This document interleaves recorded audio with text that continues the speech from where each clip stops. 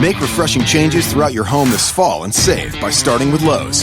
Add new appliances and get deals like up to 35% off select appliance special values, including a 24.7 cubic foot Whirlpool French door refrigerator, just $15.99. Show your home's true colors with a new coat of paint and save on top-rated one-coat paints from HGTV Home by Sherwin-Williams, starting at just $35.98 a gallon every day.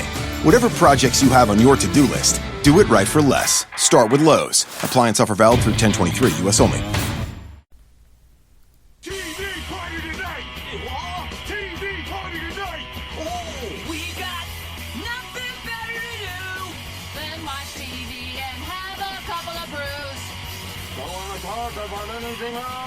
We don't want to know. We're dedicated, yes, to our favorite shows. Oh, my circuits! Everybody loves Hypnotoad. Scary Dog! Listen at Blazeball. Futurama. Good evening. This is the Radulich Broadcasting Network premier podcast TV party tonight. I'm your host, the mandated reporter, and frankly, I'm mortified, Mr. Mark Radulich. And tonight, our favorite show, well, at least a show we watched, is WWE Hell in a Cell, brought to you by the good people at the World Wrestling Entertainment Network.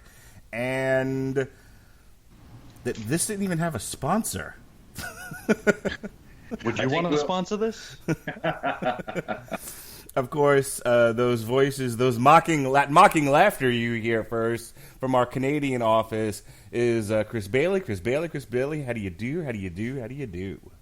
I am thankful I live in Canada, because if I had these guys' necks, I would wring it. This is what I will say. We are in a brand new era of pro wrestling, folks, and we've got competition coming out of the yin yang. And WWE treated us to Hell in a Cell 2019, and words will be said tonight. Yep. And also joining us, you last heard him on our BH 90210 review. He's back with us again. How you doing, Mr. Chris Sheehan? Hey, how are you? How are you, indeed? Before we jump into Hell in a Cell, and we are going to rip right into this, but I want to say, because people have been asking, hey, are you going to do anything on the Wednesday Night War? And it's mostly, not that I don't want to, it's just a time constraint thing. I have a lot of other stuff in terms of podcast and real life things going on, so it just doesn't lend itself to recording time. But I want to take a moment and say the following. There was a lot of people after the first night of NXT versus Dynamite that went, oh, Dynamite beat them in the ratings and all this other stuff. You gotta remember this one thing. I'm gonna try to say this as nicely as possible. Dynamite's the shiny new thing. AEW right now has a lot of attention, a lot of positive attention. We've certainly given it, well, not positive, but attention on this network, our little corner of the internet. People are interested. It's the first new wrestling organization in a long time. It's got it's got a fair amount of stars into it. It's got some money. It's on the network that used to show World Championship Wrestling, and so already people are their minds are sort of attuned to that WCW WWE feud of the 90s. That was sort of like the high point in a lot of modern wrestling fans' lives in terms of being a fan of wrestling.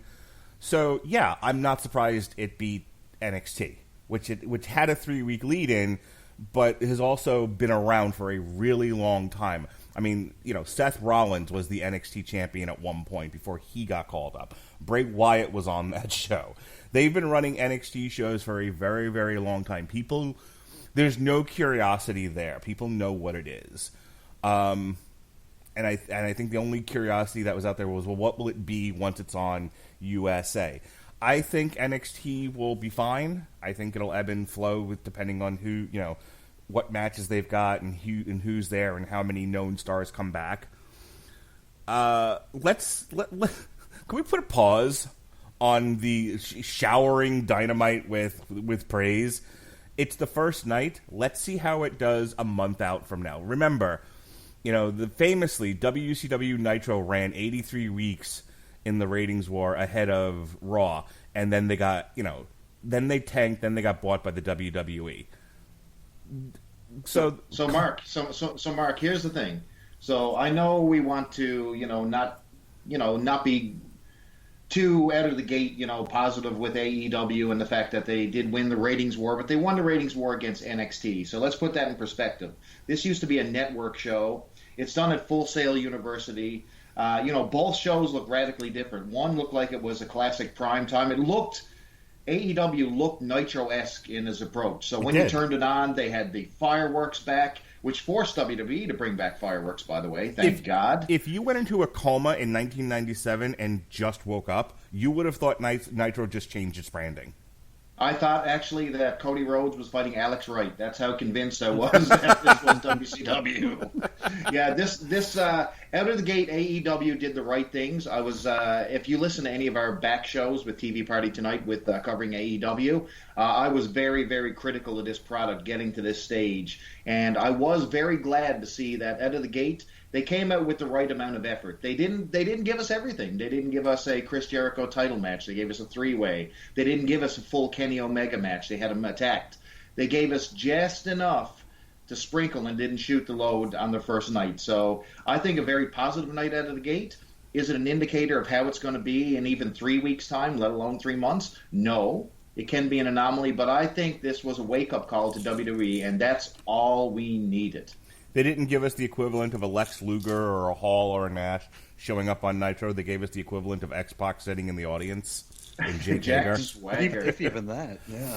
So, look, that's it. Like, I'm not trying to be negative. I'm just trying to put this into perspective. He's being cautious. Don't just assume because they won the first night they're going to win continuously or anything like that. I think you need to give this time. Give it 3 to 6 months, and then you can kind of look back and say, okay, now we have enough data to make an accurate judgment. Right, Chris? Sheehan? Well, yeah. It's like, I think without hyperbole, there's no war. And the fans, for whatever stupid-ass reason, they want a war. It's like, because people who missed out on the original one, they want to live through one. We've all lived through the first one, and I'm glad it's over. I wish this never happened. I feel like I'm just too old to engage with a whole new brand. I've said it before. I don't know what a Hangman Page is, and I don't give a shit what a Hangman Page is. That's okay. Hangman Page doesn't know what he is. Okay, that's fine. Yeah, I can't invest. He has a cool nickname that he's trying hard with, but he doesn't know what the fuck he is either. He rides a horse. He doesn't ride a horse. Well, what is this guy? We don't know. He doesn't know. Dio Madden doesn't know. All right. So that's it. I just for those people who were asking me on Twitter if we were doing a podcast, there's your podcast. Let's move on. Did anyone watch the pre-show with Natalya versus? She's so traditional. It's unconditional, Chris Sheehan. Don't you understand what I'm trying to tell you, Lacey Evans? Oh boy.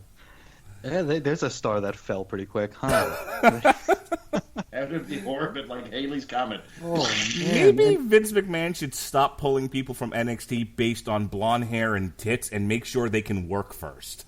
Oh boy, I mean, she was like the cause of so much outrage back after WrestleMania. People were sure they were just strapping the rocket to her, and they were going to go back to, like you said, the blonde boobs and put Becky on the back burner again, and other things that start with the letter B. But she didn't do it.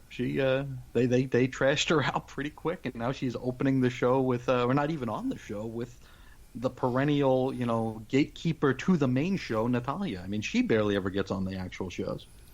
Yeah, well, I think they keep Natalya over guilt over what's happened to the Bret Hart family.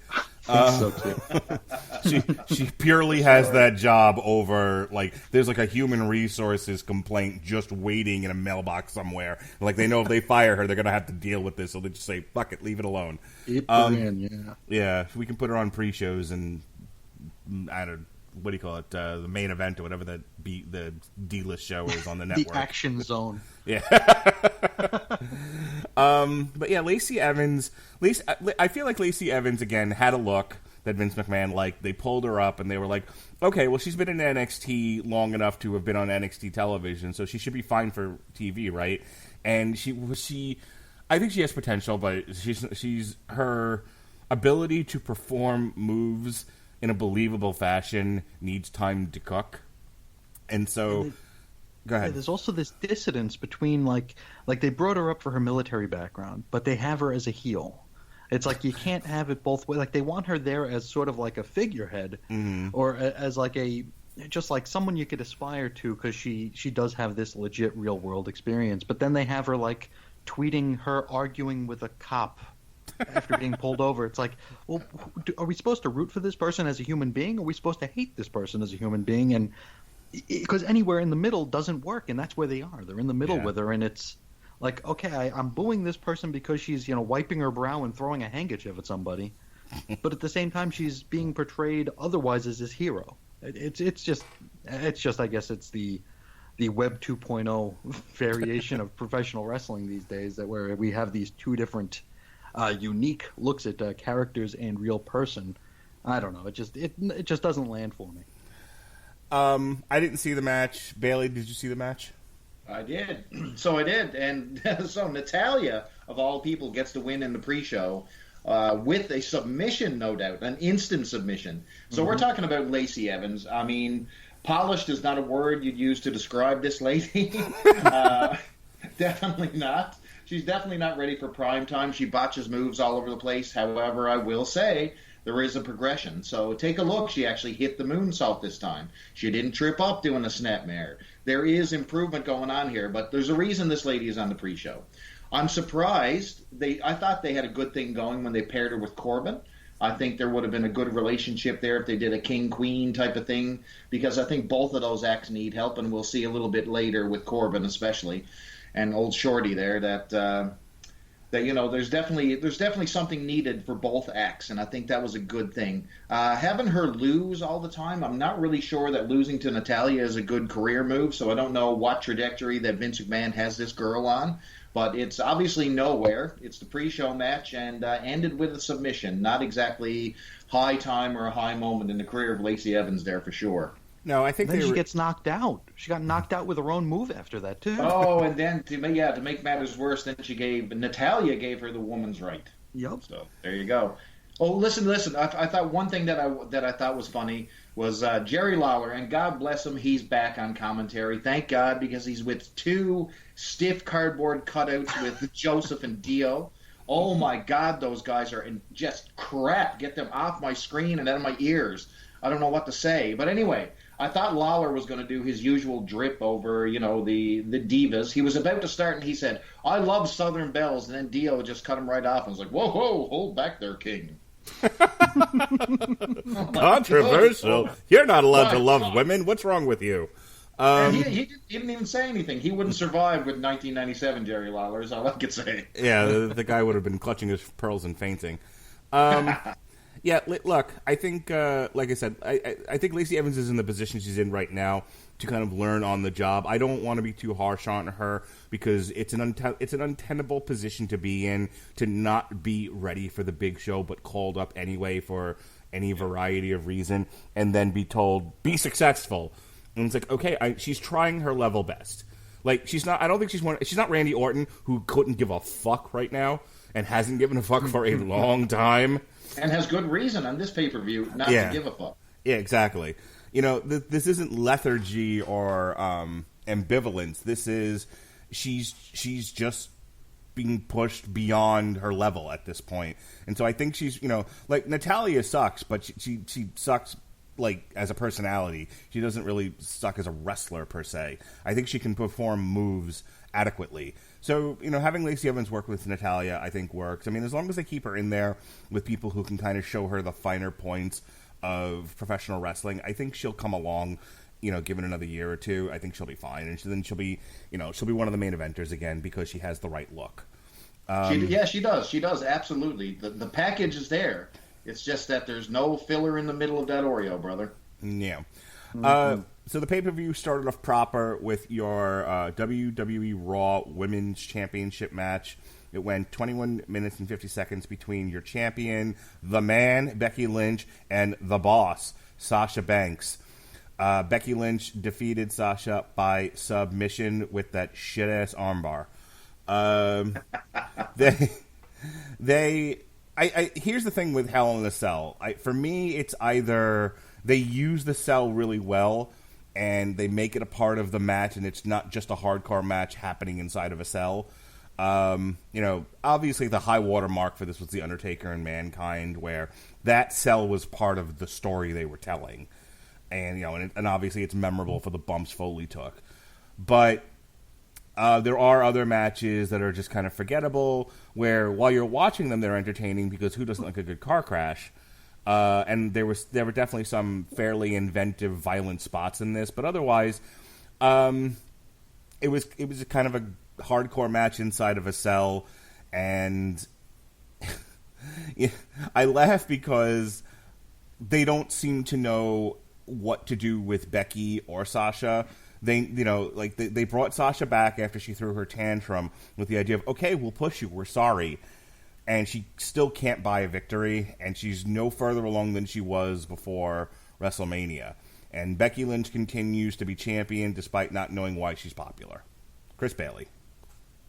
Boy, are you right. Where do I start? Well, number one, I guess one good thing, I kind of dig the red Hell in the Cell. So, the cage itself looks pretty decent from an outside perspective. Even when my wife and kids were passing the screen, they're like, "Hey, what's that? That looks pretty cool." So, visually it was a win. So now let's get inside the ring here. Unique spots. You call it unique spots. So they had one that I'll call out. So somehow they propped a chair up in the cage with kendo sticks. So basically they took two kendo sticks in the corner of the cage. They made a little stand and they set a chair on it. Then they set somehow Sasha Banks on the chair and gave Becky Lynch gave her running drop kick from the ring apron to knock her off the chair. So, a lot of effort for nothing, but it was kind of cool. I don't know. That's a lot of setting up. So they used all kinds of weapons. They used everything but the kitchen sink. The finish was kind of, they were making a mess inside the ring, basically, of crap, of chairs and all kinds of junk. I guess to make it look more, harsh than it was. Then we got the submission on the chairs, which was kind of anticlimactic. And you just wonder, what are we doing with Sasha Banks? What was the big deal? You had this girl sitting on the sidelines. She was toying, playing with some creative tweet saying she may go to the competition. Well, you know what? They should have let her go. This is all you're going to do with the Boss and Hug connection, is just job them out here on both of these guys on pay-per-view. It was a Hell in a Cell match, and yes, a title match, so, no harm, no foul. But when has Sasha Banks won a match? Somebody tell me, please, Jesus. I just don't get it. I believe it was in the year of our Lord. I like, it's the same match you see over and over. So there's nothing new about Sasha Banks. Even her attitude, she sort of settled back into old Sasha, so that the edge is even gone. She's got blue hair. That's all that's different, folks, and she's still losing in a red cell. My son was watching. My 5-year-old son was watching this, and I said, "Hey, who do you like? Do you like Becky with the red hair and the black outfit, or Sasha with the blue hair?" And he goes, "I like the one wearing the least clothes." All right, he's learning well, Mr. Radulich. I will say this though: the fans are sickening of the man. You can see it every single show. The boos are getting more intense, and when Sasha was looking like she was going to be put in jeopardy and knocked out, those fans were booing Becky Lynch hard. So a revolt is starting here with both her and Rollins, so WWE needs to do some adjustments quick on this. Go ahead, Chris. Sheehan. Okay, I'm glad you mentioned the rearranging of furniture and stuff. There's a couple of problems that I'm seeing here. One has to do with the timing of this pay-per-view, because we do have the draft coming up. So this is like an exercise in treading water. Like, they don't want to make any changes because we don't know where things are going to wind up in a week. And just really poor timing for this sort of a thing. I don't know how much of that was in their control or out of their control, and it really doesn't matter. I mean, if you're expecting people to pay for this program, they should put some effort into making this program worth watching. But the rearranging of furniture is it's just part and parcel of what WWE is now. It's just all they're doing is looking for highlight reel footage. It's like you have that scene where there's chairs and everything, and there's she's doing the arm bar on the chairs. That's a 2-second frame that they're going to play in highlight reels. They don't care about how they got there, the psychology involved, the underwhelming anticlimactic ending this was to a sort of raucous match. All they care about is the scene, setting up the chair. Even in ladder matches these days, it's just like so much rearranging furniture so they could put somebody through it. And it's like they're just waiting around. It's like, okay, yeah, you get that kendo stick, I'll get this one. Okay, you hold it, I'll get the chair. It's just so ridiculous and overbuilt. Do you? And all it is. Do you listen to the Jim Cornette podcast? I don't. So I only interrupted you because cool. I needed to piggyback on what you were saying, and then I'll let you continue. Sure. Jim Cornette has been watching a lot of modern wrestling, and he's so funny because I've picked up on this line, and this is all I thought about throughout this entire match. Why do they hate the furniture so much? Because the furniture and the fans hate them. That's why. Oh boy, but it's just and Becky doing that running drop kick into the corner where Sasha was propped up on that chair. It's like all they cared about was that 3 or 4 second clip that they can put into a highlight reel later on, and you're all exactly right. They're literally clip building, is what they're doing. That's it. It's like if only they still had Jim Ross, so he could like just Becky, like by God, Becky, they could just put that in the background of it. That's all they seem to want. It's all about brand building and not about match building, which really, really does a disservice to when you watch these individual shows. I mean, another thing that we talk about on the air is comic books and how that's very similar, how they don't care about building a story. They just want like this big reveal result that's going to break an internet, and that's all that we're building to here too. And just like Bailey said, the reaction to Becky is getting a little bit is weakening, and I think a lot of what was charming about her, even like the corniness to her, like she'll talk in puns sometimes, and that was like cute at first, but now it's just like all I can see is like her and Seth Rollins in like booking committees. It's like I'm just so over it. It's like, and it's just like she got over by accident, and now they don't know how to maintain it. So like, okay, well let's make her, she's going to be the sarcastic badass all the time. It's like, well, all the women, you treat them, you script them the same way. So why are we going to cheer for her over anybody else? It's just, I don't know. I thought it was a good match for what it was, but way too much aggression toward the furniture for sure. They want her to be Steve Austin, but she's coming off like Buddy Landell. I don't know. I don't understand. Oh, they want half the roster to be Steve Austin, but like a gelded Steve Austin, where they still will take a knee to the McMahons, and it's like Austin never did that, and that's why we remember Austin. Kevin Owens will take a knee, and it's like, okay, well, we were with you for a second there, buddy. Well, it's funny, and I don't want to get too ahead or off track, but we talked offline about the Austin Tyson versus Tyson Fury Braun Strowman, and they were like, wow, and the comment was like, this doesn't have the fire, the intensity, the unpredictableness of Austin Tyson, which is what enraptured all of us at that time. And I said, no, Braun Strowman Tyson Fury is exactly that, only it's the 2019 woke, Me Too, safe space, don't offend, inoffensive, don't offend anybody, nice version of that. Like, I looked at the Tyson Fury Braun Strowman thing, I'm like, that is everything the WWE is about right now. Mm-hmm. Evoking an image that is familiar and pleasurable from a wrestling fan's past, but doing it in a way that is utterly inoffensive. Sure, pandering to please play this, ESPN, please play this. But why did Tyson and Austin work? Listen, Tyson Fury, you gotta, they played him up as a family man on Raw. This is a guy who's a boxer. He's an actual athlete. Mike Tyson didn't come off as an athlete. He came off as a beast. He was a freaking rapist. Yep. He hit women. This guy was in jail. This guy was everything, this nasty badass. He was a real badass in real life. Yeah. And then you mix that with, TV badass Steve Austin, and you had like fucking magic on the screen. Mm-hmm. And over on the other side, you got Braun Strowman, trying to get these hands with the family man. It's crap. Yeah, they should have shown clips of Tyson Fury at least snorting cocaine. Then we would have gotten some sense of who Tyson Fury is. Snort that coke, Fury. Daniel Bryan and Roman Reigns defeated Rowan and Luke Harper. Welcome back, Harper, you dummy. I actually really like this match, and part of the reason why I realized something about myself as I was watching this. I like Roman Reigns as the heater in a tag team.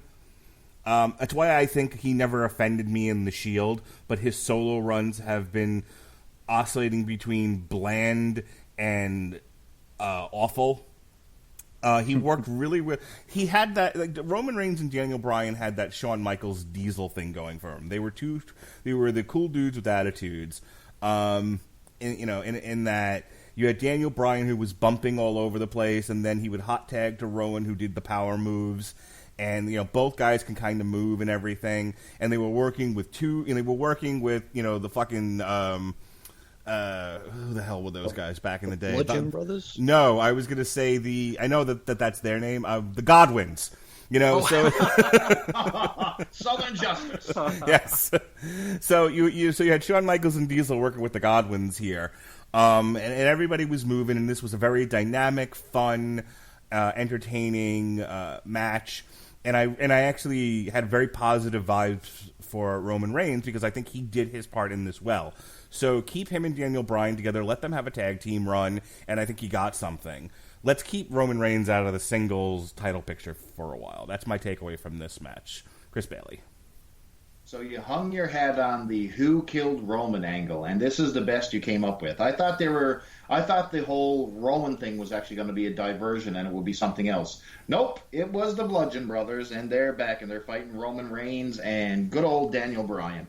Like you said, great match, actually. I have nothing but, the actual in-ring work was solid. Bryan and Reigns worked together very well. The end combination was excellent, where they mixed up, the knee, the Superman punch into the knee, into the spear. Just good combination wrestling. They had some great action on the outside with table bumps and just fighting on the outside. Luke Harper can sell, so can Rowan. So Rowan's in-ring work has actually grown as well. The only downfall to this whole build was, uncertainty with Daniel Bryan. I'm not a fan of Roman Reigns. And then they did the hug thing, the hug it out thing at the end with Roman Reigns. I don't know. That didn't play well. I would have had Daniel Bryan not shake his hand and leave and let everything go, as, we're on different sides of the fence. But I think we're going to see a Daniel Bryan face run again out of nowhere. So that whole heel run that he had as the, literally the Earth's champion is over with. So I don't know how to feel about that. It was the right win. Good match overall. Nothing but pleasures talking about this one, to be honest with you. I think we have to know how Fox and Saudi Arabia feel about Daniel Bryan to know where he's headed next, right, Chris Sheehan? Blood money. I was just about to say that. I don't know how much any of the matches and the creative has to. I don't know what kind of autonomy the booking committee or the writers or whoever the hell it is has over the characters right now, because, you don't know who Fox wants and who Fox is demanding and what alignment they're going to be. So it is very nebulous, and it's a lot of these turns are seemingly coming out of nowhere, because they are coming out of nowhere. They're coming out of a boardroom rather than organic storytelling. But this was probably my match of the night. Thought the match was fantastic. The build was a bit lame and underwhelming, especially. How long have they been running this? Who knocked the boxes on top of Roman? That's been like 3 months now, right? It's just like really, really ridiculous. And this is just me talking out my ass here, but I'm pretty sure this was all going to be set up as Bryan reuniting the Bludgeon Brothers and all three of them attacking Roman. That's what my peanut brain is saying. This was headed in that direction before whatever realignment this thing was. But I, like you guys, I thought Bryan and Roman worked phenomenally well together. I actually dug the hug it out bit just as a callback to happier days, but it was a really good match. I thought this was Harper is low key one of the best guys on the roster. He deserves far better than what he's getting. He has long deserved more than what he's gotten from the WWE at this point. But just an awesome match of the night. There's one more good match on this card. Otherwise, after Daniel Bryan, Roman Reigns, and turn it off, the Godwins. I'm just calling the Godwin from now on. This pay-per-view dove off a fucking cliff and said, "I regret nothing." So I hope you're talking about my Kabuki Warriors. Yeah, that's the one last good match on this whole card. Okay, good. So let's just give it the moment that it deserves, and let's move on from fucking boring old Randy Orton and going nowhere stoplight guy Prince Ali. Making a difference, Ali. We watched wrestling in the 90s, kids. We're onto your game, Ali. We know you stole Fatu's hat and his big jacket. You need your 8-ball jacket, man. Come on. Oh, God. Loves it. Yeah, Randy Orton doesn't give a shit. And it doesn't matter what he does. He could have pulled Ali's pants down and banged him in the ass in the middle of that ring. And Vince McMahon's was like, "Okay, you ready for your next match, Randy?" Yep. What does he have to do to get pulled off TV, or do on Twitter or his Twitch feed? I understand that's a thing now. Yeah. Oh yeah, he dropped the N-word the other day, didn't he? Yeah. Randy Orton feels like Steve Guttenberg in the Police Academy movie. He's like, is he just trying to get himself fired? It's like nothing works. Oh, I love Police Academy. I'm just saying. And there's Ali. Hey, hopefully you'll get on that Saudi Arabian card and get a win for yourself, buddy. That's all I have to say about this match. Ali is like the deleted character from Mortal Kombat that they didn't use. He's like the crappy. He's just a crappy version of everything that you have in that company. The only thing I can say is that the man is skilled, so I'm not going to take that away from him. So, there were some creative spots, one in particular that I'll call out. I would call this entire match called Waiting for the RKO, because that's all this was. It was Randy Orton laying Did the Randy lead. win? I forgot. Oh, yeah, Randy took him out with Of the course RKO. he won. Of course he won. It's Ali. He's not going to lose to Ali here. Mortal Kombat will come calling again one day. Not while Vince McMahon's alive, he's not. Exactly. Now, do you bring honestly... back blood runs cold for the guy at least? Yes. Let's get... Glacier's not doing much. He's appearing at a high school gym near you. He could help out poor old Ali with this making a difference gimmick. And anyway, there was a really cool spot where Ali actually countered the RKO with like a handstand, and I thought that was super cool. That was the only thing that I saw in this match that actually got me excited. And, of course, 2 seconds later, he was flattened with the actual RKO for the loss. And then they did the respect, where Randy Orton just looked at him as he was beaten on the ground like he should have been and just nodded and said, "Yeah, you still suck, kid." I feel like that handstand spot wasn't agreed upon. Like, he just did it. And Randy Orton's like, "What the fuck are you doing?" And he just and like simperingly, he just said something, anything. "Shut up, RKO." And that was that. Yeah, this was nothing going on. I would call it a decent match, but I mean, come on. Why is Ali fighting Randy Orton on Hell in a Cell? There's no reason at all. Yeah. Go ahead, Sheehan. Anything? Oh, I forgot even who won this match. I'm sure I watched it because I do remember that handstand spot, but I couldn't tell you who won the match. I don't know whose music played. I couldn't tell you what Ali's music was. Just even thinking about it. But this felt like one of those matches like on Friday night when they realized, holy shit, we only have 3 matches booked for the pay-per-view tomorrow. It's like they had to throw some stuff in there, and I guess Randy's going to be the captain of Team Flair for the Saudi show, so it's like, let's get him on there and get him a win, I guess. Yeah. The only other good match of the night, the Kabuki Warriors, Asuka and Kairi Sane defeated Alexa Bliss and Nikki Cross. Look, this was a good women's tag team match. The title change gave it a little extra oomph. I'm glad they're doing something with Asuka and Kairi Sane. I wish they would. I know nobody wants to see Io Shirai get called up because they love her on NXT, but I think she's crazy.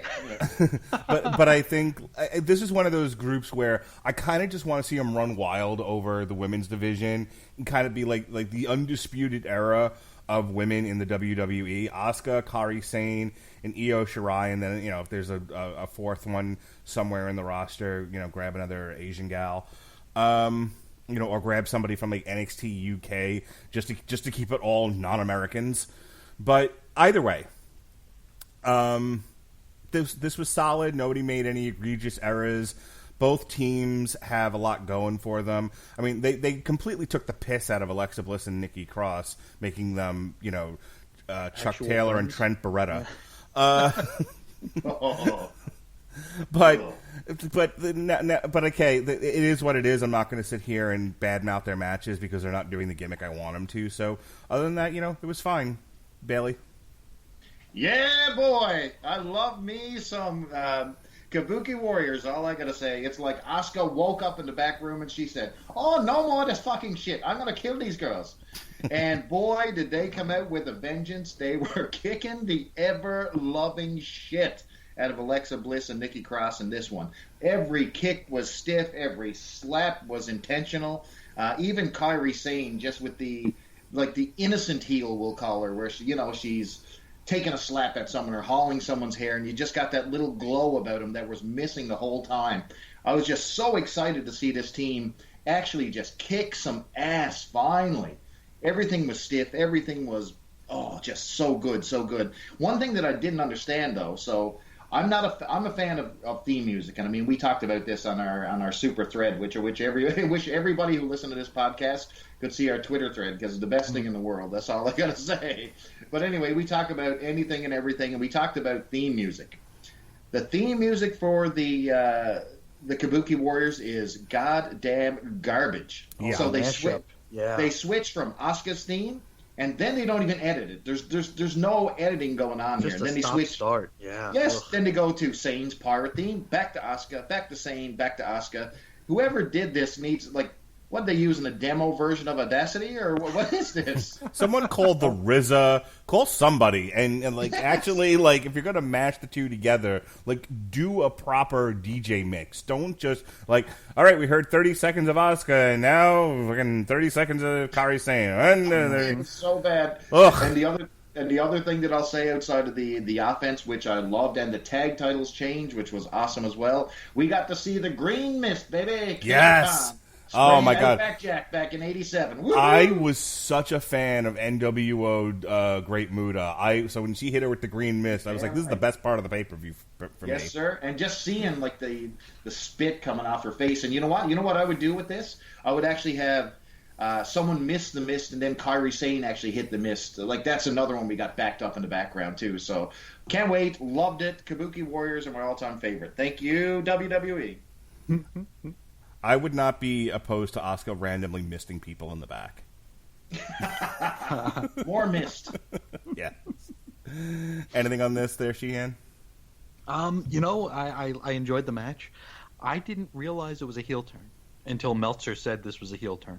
So I feel like maybe some of the storytelling wasn't as solid, or maybe I just wasn't paying attention, or I was just being dense. I don't know. But I didn't realize this was a heel turn until after the fact. I just thought this was, pulling out Green Mist. I mean, Tajiri did Green Mist. He was a baby face. It didn't really just spell out to me that they're bad now. So that was kind of weird. And they didn't really change much else other than the Mist. I mean, they're still same crappy music mashup, and the offense was a bit stiffer, but it was still their offense. It didn't seem there was no real cheating, unless I missed it, which is certainly possible. But I enjoyed the match for what it was.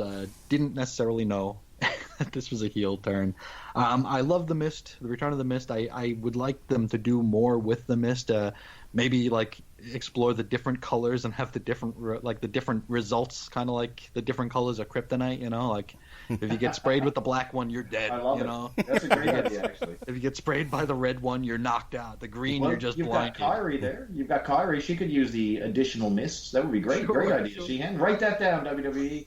So I remember, I don't remember who it was. Was it Akibono? Was back in Japan where someone spit the black mist into a woman's crotch, and then she gave birth to Akibono a couple days later or something. I mean, just such weird crap. It's true. Watch Is it that on DDT? YouTube. That's fact. Oh yeah, but I don't really necessarily need that and mist impregnation to happen. But just be creative with it. Do some more good stuff with it.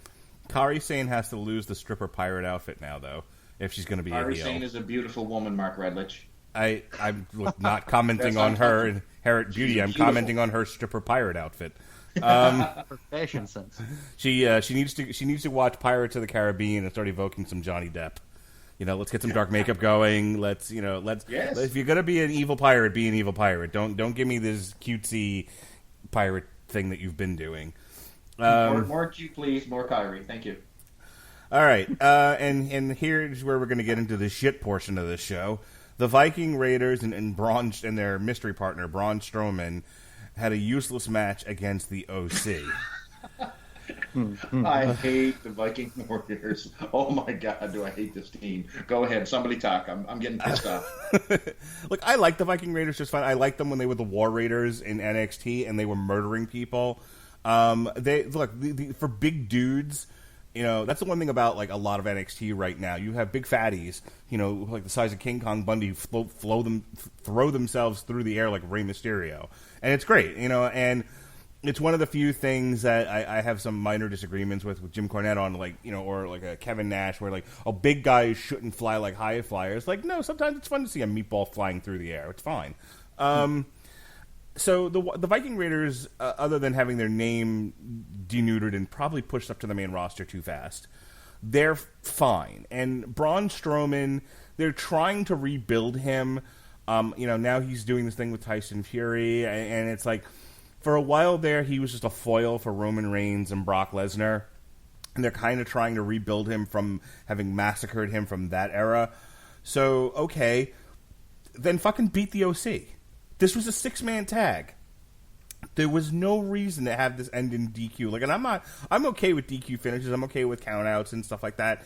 But when you're trying to build people up, like AJ Styles and Luke and Gallows and Anderson aren't going to be affected by a loss to these three guys on a middle of the card, going nowhere, doing nothing 6-man. But yet they felt the need to protect AJ Styles, kind of, sort of, by doing a DQ finish and then having Braun Strowman knock him out. Like, it's weird where they decide to invest in overthinking and where they invest in no thinking. Because this was one where it was like, yeah, this was an easy one. Just go ahead and beat him. And then they were like, no. We need to overcomplicate this. And then later on, we're going to talk about Charlotte and Bayley, where it was like, you put no effort into this match. It's just, you know, yeah. They could have saved us all a lot of time and effort had they just done a backstage sketch where Bayley hands Charlotte the title, puts a kerchief on his stick, and walks out of the fucking arena. It would have made more sense than the match they did. Well, anyway. So, the 6-man, utterly useless, Chris Sheehan. All right. I think we've all listened to the Bruce Pritchard shows, you know, the Something to Wrestle, where yes. Like he'll talk about certain acts and he'll be like, oh, this was a great act, and then the bell rang. I'm the complete opposite with the Viking Raiders. I when I see them, I'm like, oh God, these guys, oh, it's so boring. It's true. But then the bell rings and they're kicking ass and they're flying and they're hard hitting and it's really dynamic, and I'm finding myself really enjoying their matches. And then the bell rings and the match ends and I'm like, oh, get these guys out of here. They're just so dull. Don't need Vikings walking around. But I really enjoy their offense. I think they're really good. I think they're really good at what they do. Strowman, how many times do we have to rebuild this guy? How long has he been on the main roster? Since like 2016, maybe? Yeah, with the Wyatts. Yeah, so he's been on the roster for 3 years, and we've rebuilt this dude like a half dozen times. It's like this generation's Big Show. It's like, okay, well, we have to have a big guy get beaten, so let's put Roman over Strowman, and then it's like, well, what are we gonna do with Strowman now? Oh, well, let's have him fight some squash matches and just beat up some other guys, and you know, the overthinking here with like the OC showing ass at the end, but not getting a loss. I don't know, a loss would have hurt them less than them showing ass, other than AJ being able to show us that he's, you know, good at comedy. But unless I'm confusing that with the Raw match, I very well might be. Whatever match they helped him out of the ring when he was knocked out. But the entire thing feels like a Dagwood sandwich. You know, it's like so many unnecessary layers that you don't even taste. You know, it's like, what's the difference between the piece of ham and the piece of turkey at that point? It's just, you're biting into it and it all tastes the same. So this was just to facilitate, you know, getting Braun built again. And it's and I mean, they're going to have him lose to this dude in Saudi Arabia probably. So then we'll have to do it all over again in a month. Yep. Bailey, did you want to say anything? Yeah, so the Viking Raiders, I just can't stand their guts. Everything about them. They look like they won last place in a Game of Thrones cosplay at Comic-Con or something. They look terrible. They're live-action RPGers, yeah. Yes, they're LARPers. Oh boy, I got a story for something else later down the road. Anyway, when they come out, they got even their names, Eric and Ivar. I just don't like it. The guy takes his blonde hair off. He looks stupid. And I got to disagree with you, Sheehan. I know when you said like the bell rings, they can do that. You know what? I'm a hefty guy. I can do that upside down crank smash that he does in the corner on my kids. I can do that all day long. There's nothing that these guys do that impresses me whatsoever. Nothing. And not only that, if I wanted, a big guy doing stuff, give me Otis from Heavy Machinery. At least he can do the fucking worm.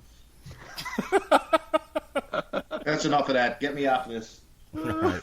I'm on the roof. I'm ready to jump. So I'll tell you a little something about me and my psyche. I occasionally have these fantasies of a big, badass, kick-ass wrestler running down to ringside and murdering Michael Cole. Just,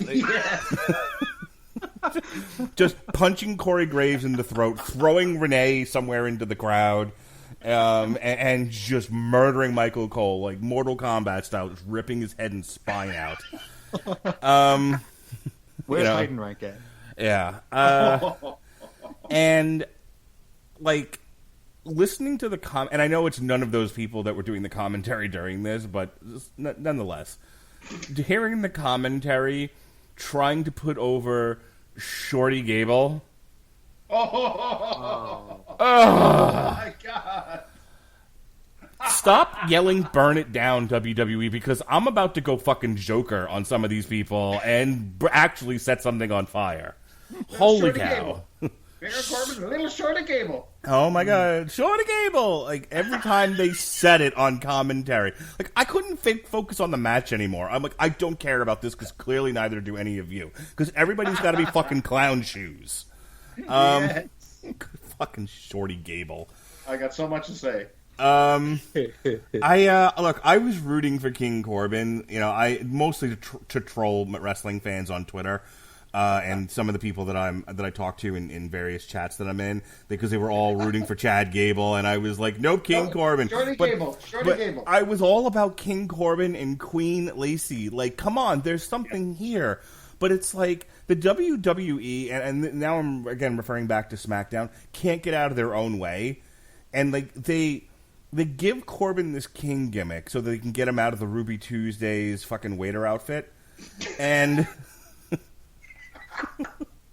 and it's like, okay, well, go ahead and like let him. Like, I miss NXT Baron Corbin. I miss the days when it was like punch, kick, fucking end of days, end of match. Yeah. And that's it. Like, I miss kick-ass Corbin.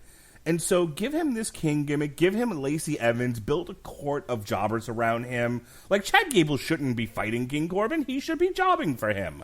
Like, he should be his jester in the court. Absolutely. See, that would have made more sense to me than Shorty Gable. So, instead, they just make him more clown shoes. And it's like, the only person Corbin can beat now is Chad Gable, who's 3 feet tall, but has the pedigree of having been an Olympic caliber wrestler. The opportunity to push Chad Gable and really give him something and get people behind him was to have him win King of the Ring. Once they decided to put it on Corbin, that should have been the end of Gable. That should have been the end of this feud. I'm fucking done with this already. And on top of it, as if the WWE was like, we know fans probably hate this. What if we tweak their nipples just a little harder and then start calling their hero a derogatory name? Let's just keep kicking the fans and see how they feel. I mean, they're not the ones giving us millions of dollars to do shows like Saudi Arabia is, right? Fucking WWE. Go ahead, Bailey. Oh, thank you, Jesus. So we have old Shorty Gable. So one thing that really drives me nuts about Shorty Gable, and I call him that because I don't want to disrespect the king's wishes, okay? His awkward pose coming to the ring. You know how every single wrestler has, like, their little histrionics that they do. Like, the boss comes out and she'll flash her fingers and she'll flip her hair, and everybody has their thing. Well, Shorty Gable comes out and he does sort of like he puts his hands out to the side and gets all awkward, and he does this shit-ass grin, and it's so bad. I just want to punch him in the face. Anyway, the whole show was based around like little jokes, and like you just couldn't take it serious. And when I talk about costuming, where in all that is holy did King Corbin get his king costume? I mean, it's like it was 5 o'clock in the afternoon. The Halloween store was closing, and they had a fucking clearance rack on the sidewalk or something, and that's all was left. Was this crap? They gave him a kid scepter. It's a little tiny thing that. I mean, it's when you so pop bad, it starts flashing lights. Yeah. Yes, exactly. You know what it is? It's actually one of those lights you put in your gardens that are solar powered. That's all it is. Let's be honest. We know exactly what that is. Then they had the STD chant. Oh, thank you, Rock, for giving us that. So good. But the fans, they even created a chant for this match. It was so bad. They didn't say boring during the match. No, they said boring.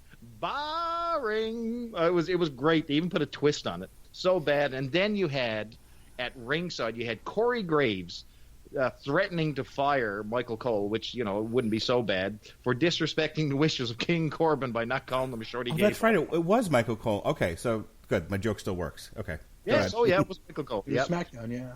And, I mean, listen, what a week for Corbin. So he goes from, basically opening the show on Fox SmackDown. I mean, you talk about a high-profile spot, even though he got berated and, called STD and whatever. Then he ends up with Shorty Gable losing, by the way, on Hell in the Cell. My friend, where is Corbin gone? We want our NXT Corbin back. Go ahead, Sheehan. That's all I've got to say about that. Another forgettable one. It's something we've talked about, I think, on like the past several WWE pay-per-view recaps here is like, why are we getting these rematches over and over again? We've seen this very match like 3 or 4 times in the past 2 or 3 weeks. It's just, okay, enough of this pairing. It doesn't matter anymore. And if they're doing the 50-50 booking thing, so there's not like even like a rubber match consideration. It's just like, okay, well, he'll win this time, you'll win next time. And it's just so dumb. The Shorty Gable name, I remember like a month ago, people were freaking out because like WWE had trademarked Shorty G, and nobody knew who it was going to go to. And I think we know now. But every time they mentioned Shorty, it felt like, hail hitting a tin roof, because it was just like, this is his name now. You will call him this. You will know him as this. And I was reminded of when T.J. Perkins changed his name to TJP. Ugh. And on Raw, his first match as TJP, they said TJP like 7,000 times. It was just that's like, a okay, Vince stop. McMahonism. Oh, absolutely, 100%. And it was just, there's nothing organic about it. It's just, it's so forced. And it took me out of the match. I couldn't, not that I would have really enjoyed this because I've seen it 100 times already, but it was just another layer that pulled me out of even any kind of appreciation towards this match. It just didn't need to be on a pay-per-view. They really, really should have built this show better. This is a SmackDown or main event match. This doesn't need to be on something that you would ordinarily expect someone to pay upwards of $60-$70 for pay-per-view. This is just pathetic. Because the real pay-per-view is October 31st. It's Crown Jewel. That's a fact. Come on, call it what it is. This is a Saturday night's main event. Blood At money. best. At Blood best. money. If they're gonna run with this Shorty G thing, I'm okay with it under one circumstance. Okay, he needs to be wearing like an Adidas tracksuit, gold rope chains, a Kango, a bit of linoleum with him so he can spin around on his head. and Brian Austin Green needs to wrap him out as David Silver. But from the original 90210, like come out in the fucking the hypercolor shirt, yeah, and the Zeke Havarichis, and he can, and they can, and then just have his whole theme be like the 90210 theme. It'll be fine. I think he could show up at WrestleMania, the whole cast in tow. Jason Priestley can hit someone with a fucking chair. It'll be fine. Jenny Garth can do a fucking moonsault onto Asuka. He could try to exchange an egg to get into the building. It'd be really great. Tori Spelling can do the fucking Chris Benoit flying headbutt onto somebody because who cares about her face, right, Pat Mullen? I love that episode, guys. That was awesome. I kicked myself in the ass not forgetting on that. So it's the sun went down and the moon came up, and long ago Charlotte Flair left with the cup, and it was time for Bayley to give her back her title. She had held on to it long enough. Oh, I'm sorry. Go ahead. We forgot about something. We forgot about Tamina winning the 24/7 title just prior to Shorty Gable and Corbin. Prestigious championship. She beat Carmella with a kick when the Street Profits, your favorite, Mark, were out there, and they were doing their little stirring the pot with the red cup crap that they do every Monday night. I stand by my statement, and if the Street Profits aren't wrestling on NXT, I fucking hate them. I know. Get them off the television. Here's the thing, like, wrestlers are okay at, like, most wrestlers are okay at, like, doing promos to get themselves over, get the match over, or whatever. What they're not really good at, though? Sketch comedy. No. Like, let's get the fucking Street Profits. Stop doing this, like, SNL bullshit with them. They're like the. Hang on, I'm going to use a word here, and I don't mean it the way I meant it with the New Day. I want to be very clear about that. They're like the minstrels in, like, a Shakespearean play, like a Shakespearean tragedy. It's just like there's a thing happening, there's action, and then exposition. Yeah, and then the two of them walk out with their fucking mandolins, and then we want the smoke, and it's like, why are you here? Why do we need this fucking, bit of exposition from, reviewing the show from within the show by the Street Profits? Go jump off a ladder or something. God damn. All right. So Charlotte Flair and Bayley. This broke my heart for Bayley because she tries so hard, and I've talked about Bayley and how I think she's viewed by Vince McMahon and everything, and I talked about how I think she got the title by virtue of the fact that she stayed and Sasha went home, but it's like, okay, well, she's the ultimate, like, victim of being taken for granted. It's like, well, you're always going to be here. You have this insane love for this terrible company. You're never going to go anywhere. We can abuse you until the cows come home. And while doing that, we can continue to push Charlotte Flair, who doesn't really fucking deserve it at this point. Like, the way they were utilizing Charlotte Flair, in, like, fighting, what's-her-face at SummerSlam, Trish Stratus, maybe work with somebody else, maybe try to elevate yet another girl. I don't know. Like... That would have been fine for Charlotte, but no, like, this company again has no imagination, and it's like, okay, well, you've had your run long enough. I think we've satisfied your need for attention and your loyalty for having stayed with us. So now give the title back to who it really belongs to and who should have had it all along. And it just makes me feel bad for Bayley. I mean, granted, she made more on probably last night's match than I'll make this entire year, but still, I feel bad for her. Right? You know what I mean, Bayley? Yeah, so you can really see what they're going for when it's Bayley, because the announcing speaks volumes to what they're trying to do with her character. So Graves was on there, and they're basically saying Bayley feels like she's playing second fiddle. She's not on video game covers. You know what I mean? So they're basically trying to downplay her, and they say that the only reason that that people are down on her is that she came to her friend's rescue. She's trying to help out her friend. So the whole Bayley, she's still trying to be the role model. She hasn't changed. The fans have changed. And I think they've done a good job, actually, portraying that. And her frustration at the end. And I like the little nuances about Bayley's character as a heel. So she's not going full heel, but she's using, like, little advantages. So she broke out the eye poke this time. She did, feet on the ropes for leverage. Some things that she hasn't been using, but now she's rolling into them. I like when she came out. She came out on the stage. And she's talking to the fans. She's like, oh, do you want the tube men? Do you want them? Do you want them? So she's sort of playing with them, you know what I mean? Mm-hmm. And I think the end result for Bayley's character is going to be a good one. But, Charlotte won this one with the figure eight, became a 10 times women's champion. But the Boss and Hug connection, of course, left Sacramento empty-handed. So what do you do? And Bayley was left doing the throwing a tantrum. So that's the thing, is they had something good there with Bayley, but I think it works better if she's the champion.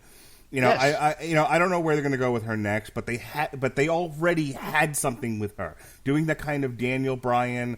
I'm doing bad things and I'm hanging out with a bad person, but I'm still acting like a hero to the children was hilarious, and I loved it. And because I loved it, it had to go away. well, look at Charlotte, for example. You talked about Charlotte. So Charlotte's like a yo-yo. She either fits in her costume or she doesn't. So this must be her down month where she lost some weight because, the girl was in good shape this time. She won her 10th championship here. I don't know, man. Well, I'll tell you, the only thing that'll leave off at, there was a classic point, and I watched this twice, thank you, Mark, for that, just to get ready for the show. But while Bayley is down crying, watch carefully, because it's almost like there's some silence that, the fans are ambivalent, and one fan cries out, and you could hear it loud as day. It's, "You are shit, Bayley!" Oh, that explains this whole match. What do you think, Sheehan? The evolution of Bayley's character here, where I think you hit it on the head with the Daniel Bryan comparison. It's like everything that they say. It's like that one person who they're not wrong. They're just an asshole.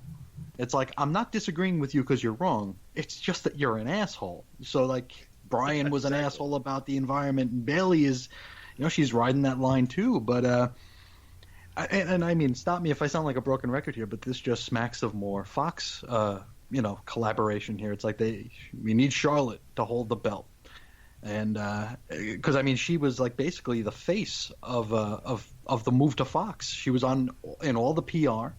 She was part of the entire move. You couldn't watch anything without seeing Charlotte in there. So it feels like it kind of smacks of, machinations behind the scenes. And again, I could just be projecting, but no, I think you're dead on. Okay.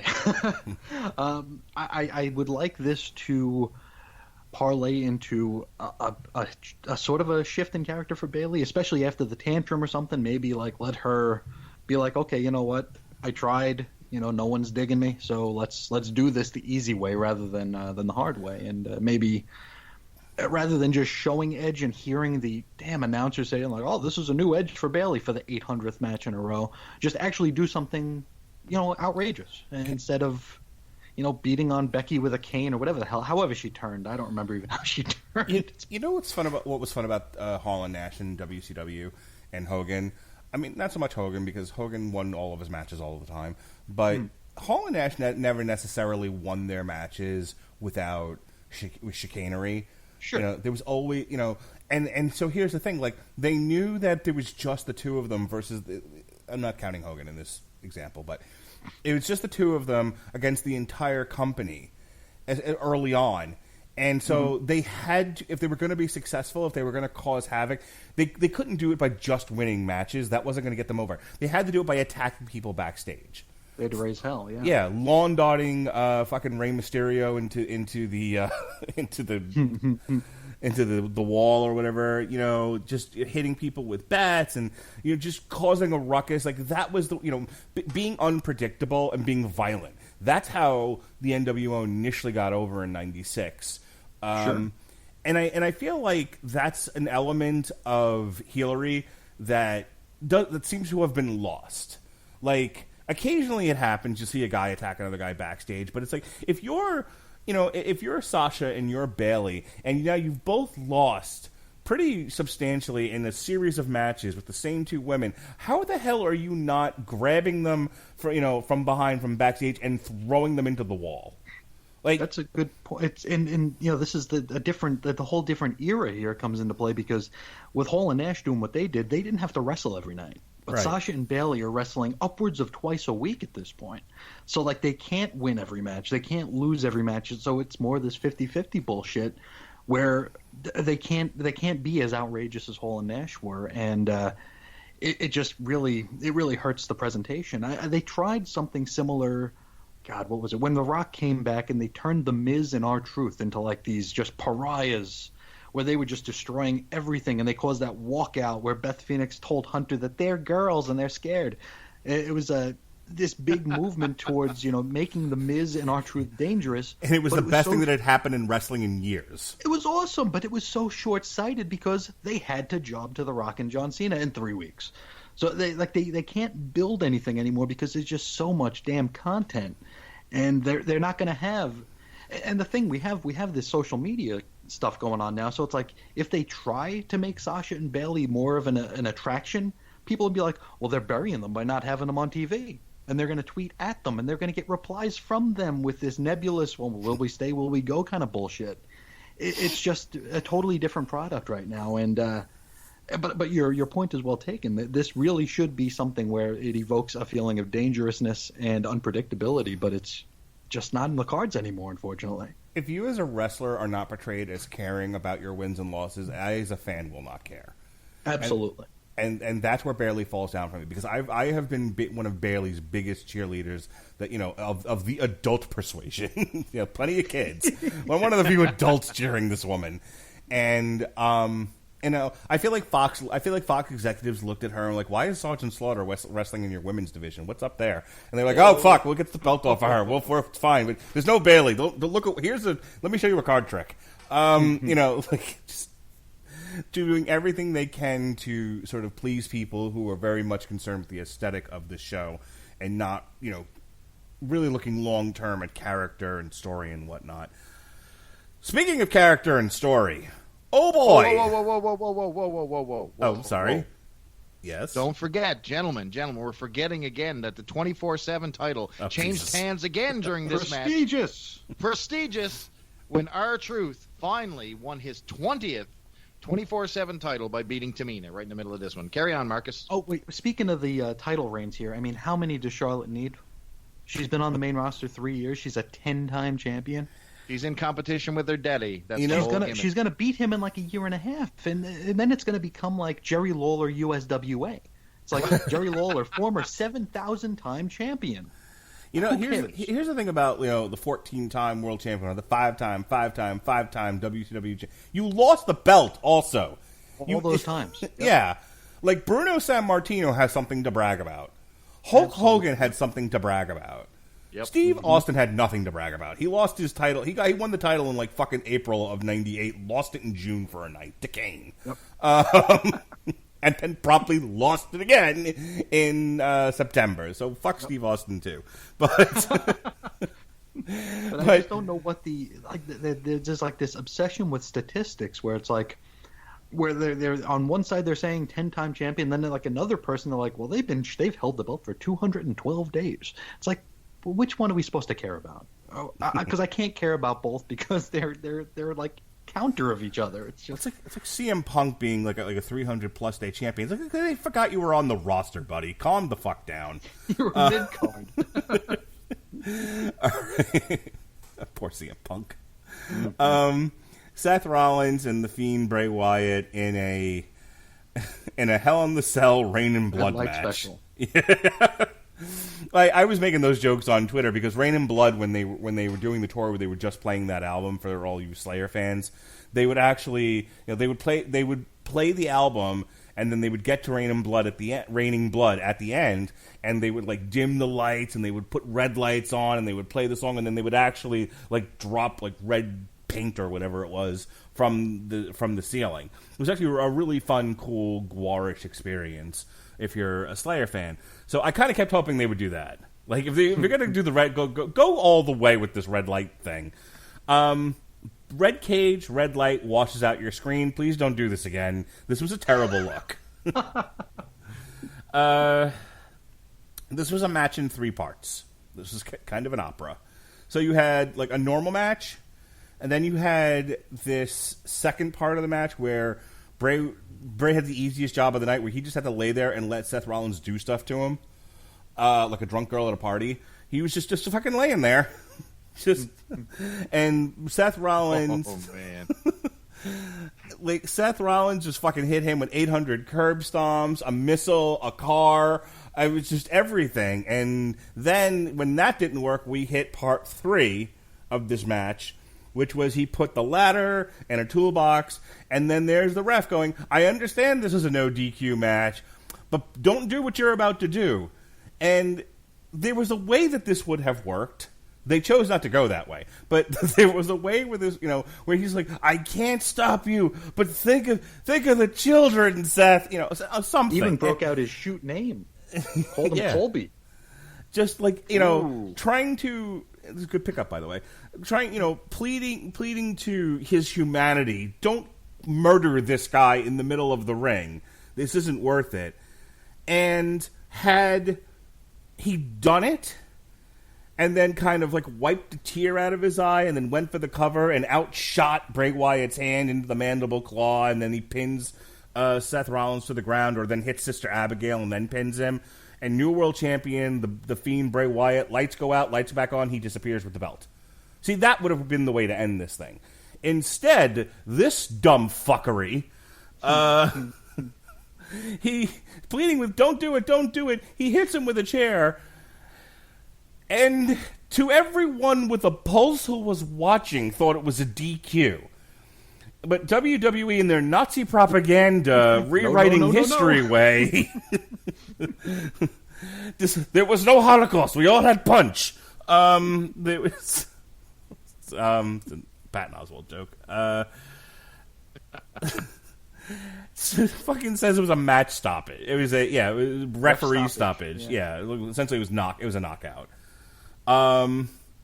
And still, Bray Wyatt then does everything I said he should have done, but can't win the match because the match is over, and Seth Rollins is left laying. Look, I feel like upon retrospect, going into that finish, I think had Bray Wyatt if they'd done it the way that I suggested, and Bray Wyatt wins the match, I don't think people react the way that they do. I think people really focused in on the knockout, on the referee stoppage, and that's where people lost their minds. Because I think the idea of him being like a supernatural sort of 2.0 take on The Undertaker, where no matter how much damage you do to him, he can't be stopped, was not a bad idea and really a good place to go with this character. But then you can't fucking beat him. You gotta go for a while. You gotta put the title on him, push him, like, but they're so afraid of being brave, essentially, and doing something interesting. It's like we want to do all of those things, but we can't take the title off Seth for whatever their stupid reasoning must be. And so again, we get this fuck finish that and I said this from the start. People were like, why aren't you buying into The Fiend? Why aren't you enjoying the Firefly Funhouse skits? One, because, again, I don't enjoy WWE's impression of SNL. Number one. Number two, I've seen this movie before. I have seen them try to push Bray Wyatt and give him all of this television time and let him go to the moon and back with as many stupid things as he wants to do and can't win a match to save his life. If he shot a motherfucker in the middle of the ring, he'd still lose the match. True. And I saw that coming a mile away with The Fiend, and what did they do? They fucked him over anyway, and he ended up losing the match. I don't know. He was not winning the title. He just didn't win the match. So yeah. So the WWE is out there hunting quail with Dick Cheney and shot itself in the face. I'm done. Chris Bailey. Boy, oh boy. So, first of all, the red light thing. I remember I said I like the red cage at the beginning. I do not. Chris does not like the red light. I mean, what garbage. We saw that back in the day. Some of Kane's first matches were done. Cara they did the blue light, too. It was just so hard to watch. So they did Kane with red light, Sin Cara with blue light, and now this has to stop right now. This should be the last red light match. Garbage. The commentary was so distracting because they were going out of their way trying to frame Bray Wyatt, the Fiend, as something non-human. I mean, you had that jack-off Dios or whatever his name is. He's just spitting out. You could tell he's got Vince McMahon not only in his ear but probably up his ass, just making these comments like, he has a murderous row of opponents, unlike this man. I mean, just garbage. I like the Fiend's entrance, so, Rollins came out first, which was an interesting thing for the champion, and they had the Fiend. I mean, great music. It was, you don't have the Asuka. Someone took the time to actually edit this music, and it sounds good and it looks good coming to the ring. I will say that I believe it's by Code Orange. It's good. It's a good mixture. Mm-hmm. They did good work, but One thing that I've noticed is that Bray, when he came back with this gimmick, he was, super inspired and all that stuff, and I think he still is, but you can tell he's back on the cheeseburgers because his gut's starting to pile out over the top of his little striped pants gimmick he's got going on there. This is not the first time this gimmick was going on, guys. If I think I might have been the last person in the world who was watching TNA back in the day, but Abyss and Crazy Steve and Rosemary did this gimmick, which was almost very similar, called Decay. And, I mean, Abyss looked very similar to what Wyatt is doing here now. It was the same style gimmick. I mean, I would love for them to bring Rosemary and his sister Abigail and Crazy Steve. It would be a great addition to The Fiend because something has to change here now. So Bray by himself, we know it's same old Bray. He's going to get in the ring. He's going to get in a feud. Like Mark said, he's just going to lose over and over. This guy's going to lose or not win. He actually won this particular match, but he lost in the fact that he was left laying or somewhat. Anyway, they killed the curb stomp dead. How many times did Bray keep popping up from the curb stomp? A dozen. Yeah, I mean literally. He could have shot him with a shotgun. As long as he wins, it's fine. Once he loses, what was the point? Yeah. Well, speaking of he didn't use the shotgun, but he used the mallet, and boy, did deal for that. Why did he steal Harley Quinn's mallet? I don't understand. We saw what that mallet has done to Rambling Rabbit. Let's wait till see what it does to Rambling Rollins. I mean, come cringe. on. Come on. Stop the pain. Stop everything. The whole end of this match the whole match is based about Seth Rollins, who is totally in fear of the Fiend character. Okay, that's the entire thing. He's never faced anyone like the Fiend. He's not human. I mean, give me a break. We've seen this a million times. It never works out. It didn't work out. It was red light. They had a whole pile of garbage and gimmicks. And guess what, guys? If you're going to have an ending like this, have some consistency with it.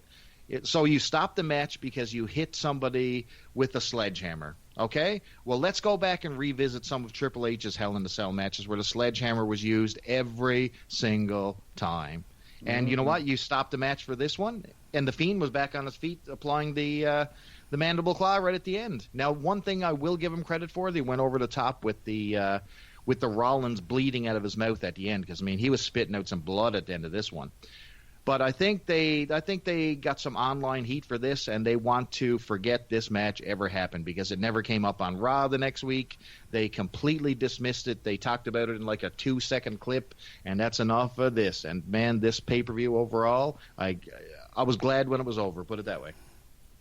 Big time. This was such an anticlimactic thing here, and it's they're building up Wyatt as an inhuman. He is a monster, but they can't stick the landing. He lays there motionless for it felt like a half hour with the shit on top of him.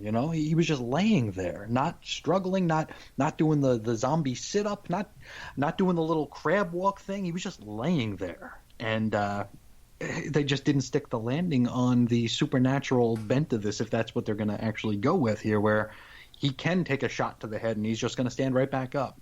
I feel like they're going to eventually put the belt on him, at which point nobody's going to care, just like they always seem to do these days. It's like in between Rollins and Reigns' title reigns, it's just like these very late to the party gimme title reigns to people that we actually want to see with the belt for a lot of us. It's like giving your wife flowers for her anniversary a week after 2 weeks your later. anniversary. Yeah. Absolutely. It's like, sorry, but here. Bad idea. I'm just going to tell you guys that's a bad idea. And like there is a way they could salvage this, but they won't because they're so protective of Rollins and his non-character because he doesn't have a character. All it is shucks, guys, I'm happy to be here, and I'm going to beat that monster. I'm going to beat that beast. I'm going to beat that king. And it's just that over and over again where we see him like kind of crack here, and he goes into the bag of tricks. He pulls out the toolbox. He kind of loses his mind trying to, actually literally kill Bray Wyatt in the middle of a ring. But he'll be back next week, and he'll be like, yeah, guys, that was a heck of a fight. I got my butt kicked. And it won't be like – it won't be – literally, that's what he'll say. Exactly. It's like, thanks, guys. It's great to be back. It's not going to be anything like like the nasally impression, Sheehan. Then burn it down. But it's not going to be anything like him like freaking out in the back, like him being the Mojo Rawley character, staring into a mirror, being like, man, what did he make me do? Which I mean, it could work in a corny kind of way. Like the last time Bray had like a main event thing was with Cena, where it's like, I'm going to make you embrace the hate and all this dark side crap. And they could do this with Rollins, but they won't. Where like, yeah, you have Rollins question, how far was I pushed? You know, and even though I was pushed this far and I had to compromise all of my beliefs and my integrity, well, play along with that. But to do all these awful things to Bray, and I still didn't win the battle. And they can build up like, what is he going to have to do? How deep is he going to have to reach? How violent is he going to have to become and ruthless? But they won't. Their next match will probably start with a tie-up, you know, with a collar and elbow tie-up, and Seth will probably win, or Bray will win, where we don't even care anymore. Exactly, go ahead, Mark. No, I was gonna say, like, I would have even accepted, like, he hits him with the chair on top of the toolbox and the ladder, and the ref's just like, I fucking quit. I'm not calling this. You want to murder a guy in the ring? Go have ahead. Him walk out, yeah. Right? You know, and then you know, send down the paramedics. You know, like he doesn't, like, they don't end the match. Like, the ref just fucking quit. No bell ring. Yeah. Right? They like have it be where essentially the WWE turns its back on Seth Rollins. Like, you know, and then have Seth Rollins come out the next night and be like, I don't know what you want from me. Like, have him doing like an impassioned promo of, you backed me into this corner, you put me in here with this fucking zombie, and I went to a place that I didn't think I'd ever have to go within myself, and then for all of my trouble, you turn your back on me? Mm-hmm. And, you know, and then have somebody else kind of speaking for, you know, send the voice of the WWE out there, you know, whoever he's going to feud with next, and then do the next chapter of this. Sure. But like, instead, ringing that bell was really the one mistake, because, like I said, everything else was fine. As dumb as some of this might have been, it's all about how, like, we talk about this on Damn You Hollywood all the time. There's a lot of dumb movies out there, but it's all in the execution. And if you can give us a kind of a satisfying conclusion or a satisfying moment in a movie that leads to something else, okay. There's nowhere to go now. They just fucking stop the match, and it's over. And, you know, like, well, you can say, like, oh, well, he left him laying at the end. So what? So they'll do another match, and then what? Like, you didn't. Then they'll beat him again. And they killed the cell game. I mean, the cell is where these things are supposed to blow off. Right. But they started it in the cell. Where do you, like, are we going to get in the scaffold? Are we going to be in helicopters? Are we going to have the Hulk Hogan worse. monster trucks? I mean, what are we going to do? Saudi Arabia. A beheading match. Blood money.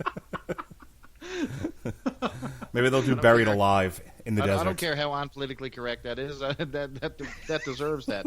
I tell you what, we can armchair quarterback the ending to this match all we want, but what I'll say, I'm no WWE writer, neither are you guys, but what I can say is that when your pay-per-view ends with the fans chanting bullshit, refund now, and AEW, that is definitely not a sign of a good finish to your pay-per-view. That's what I'll tell you. Here, you know what's funny? I can just imagine Vince McMahon, like, to his dying breath, thinking this was a great idea until he heard the AEW chants. Oh, yeah. And then And it became real. Yeah. Yeah. So, look, here's the takeaways from this. This was a placeholder network event. The big deals, the things that they're pushing, the things that they planned for, with a move to SmackDown, Crown Jewel, and now they're marching towards Survivor Series, which is, you know, their next big one. This was like, what was the one a few months ago where, like, nobody showed up, and I think, like, Roman Reigns was, I think, in the main event. It was let me go back a couple of pages here. Fastlane? I don't know. No. Hang on. It might have been before SummerSlam. No. Hang on. Was it the one with Corbin and Lacey in the main? Or I mean, so many of these shows have just felt interchangeable since other than Mania. Everything feels interchangeable, and the only reason you know it's Mania is because it's still going on now. It's a very long show. Stomping Grounds. That was the one, which was, it was in, I knew it was somewhere in the Pacific Northwest. It was in Tacoma, Washington, at the Tacoma Dome. and like it wasn't well attended. The main event was Seth Rollins beating Baron Corbin in a no count out, no DQ with Lacey Evans as a special guest referee. Kofi Kingston and Dolph Ziggler in a cage. I barely remembered this. Roman Reigns defeated Drew McIntyre with Shane McMahon.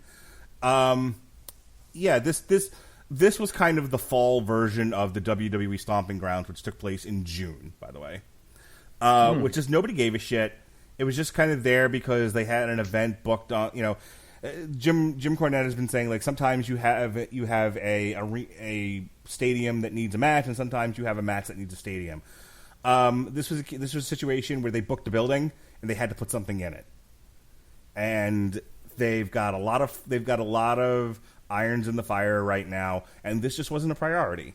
I think they did their level best with their stretched roster and creative staff that they could do without having their eye fully on the ball for this particular event. You know what I'm saying? Like this. Like I don't think anyone really thought about this until like the weekend of, and like we have like 2 matches here. We got to book a card, and they threw some shit together, and they were like, "All right, go serve them this pile of garbage. It'll be fine." You're right on the money. So think about this. This is the entire problem. So we're entering into a new era of, like I said at the beginning of the show, a new era of wrestling. There's competition everywhere from AEW to NWA. We've got Impact Wrestling. We've got Ring of Honor. We've got New Japan. I mean, what a time to be a wrestling fan. Master P's even getting back into it. Yeah, oh yes. Hooty hoo. House of Glory. Hooty hoo. But anyway, think about this. So think about your favorite meal you like to eat. If you've got that favorite meal every single week for 3 months, you're gonna hate that meal at the end of it. You know what I mean? Yeah. And it doesn't matter if you've got chicken, potatoes, and peas. You can do all you want. You can move them on different parts of your plate. It's going to be the same meal every week. It doesn't matter how you interchange it or how you position it. That's where WWE is right now. It's the same roster. It's the same people fighting the same people every week, and it is stale as moldy bread in the cupboard, man.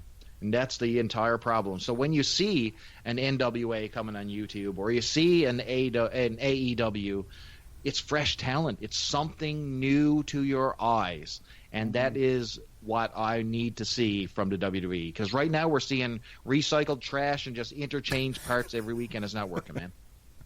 It's true. And it feels like the WCW problem where the pay-per-views were building to the TV shows rather than the other way around, where the focus is on the new SmackDown, the Crown Jewel, the Cain Velasquez, the Tyson Fury. It's all the focus Skinny is Fat, off Mr. this Skinny show. Fat.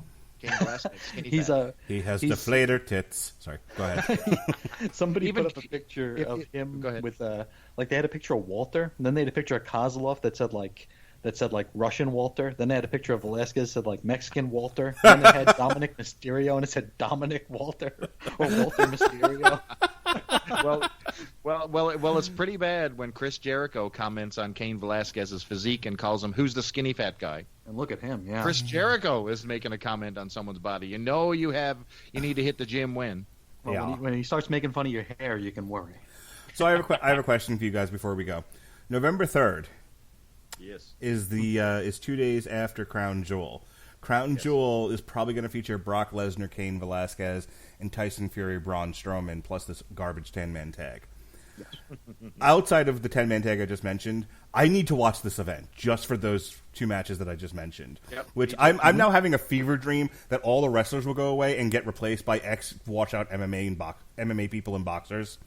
And that WWE just changes its name to Bloodsport. It's blood money now, so it's blood sport will work. Yeah, sure. So I'm going to watch this event. I'm going to need to talk about it when it's over, like have like a therapy session probably. So if you guys are available Sunday, November 3rd, I think we need to talk about Crown Jewel. I think we can I can make something happen, man. Absolutely. All right. I'm putting it on the calendar then. At some point, whenever you guys are available, either in the evening or in the day, November 3rd, we are going to record our Crown Jewel review. Awesome. You got it. Hooty hoo. All right. Plugs, ladies and gentlemen, because we are done with this show, and I now have to go to my kids' school and see if they're learning shit. Sheehan, tell them all the 97,000 things you do. Okay, chrisandreggie.com. Chris is on infiniteearths.com. Got a number of shows, got a number of blog posts. Actually going to be recording my Marvel podcast right after we're done here. So that'll come out. Well, if this goes up today, that show will come out in 2 days. You can find me on Twitter at Ace Comics. Very good. Chris Bailey. Tell him what you do. Tell him what you do. You can find me on the Twitter at Charlton_Hero. And also hooked up with Mr. Sheehan, we're doing a new podcast called Moratory Mondays, where we break down Marvel's Strike Force Moratory every single Monday, hopefully every single Monday.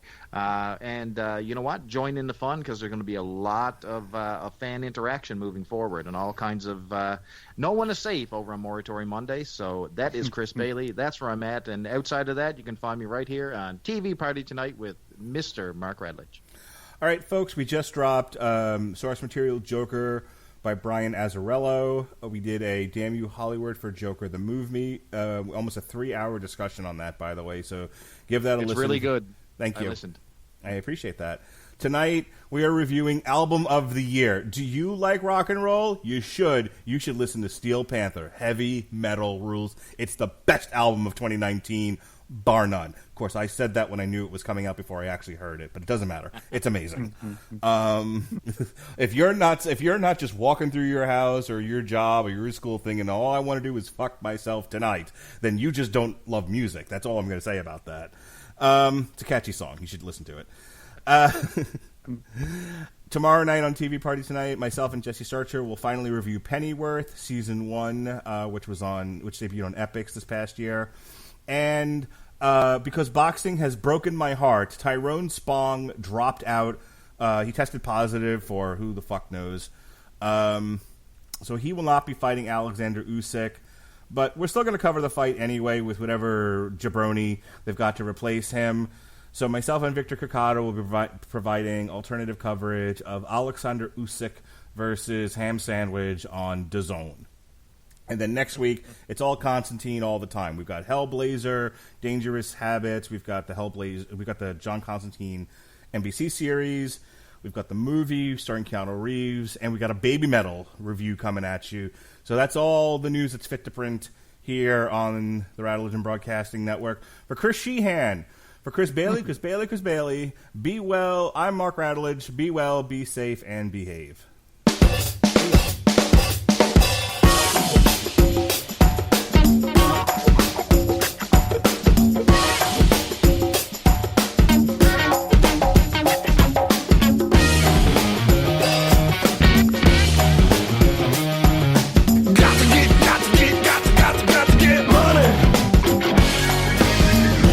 Make refreshing changes throughout your home this fall and save by starting with Lowe's.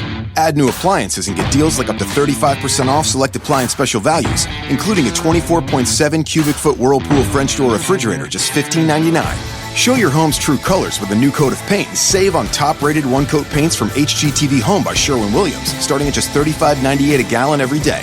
Whatever projects you have on your to-do list, do it right for less. Start with Lowe's. Appliance offer valid through 10/23, U.S. only. Make refreshing changes throughout your home this fall and save by starting with Lowe's. Add new appliances and get deals like up to 35% off select appliance special values, including a 24.7 cubic foot Whirlpool French door refrigerator, just $15.99. Show your home's true colors with a new coat of paint and save on top-rated one-coat paints from HGTV Home by Sherwin-Williams, starting at just $35.98 a gallon every day. Whatever projects you have on your to-do list, do it right for less. Start with Lowe's. Appliance offer valid through 10/23, U.S. only.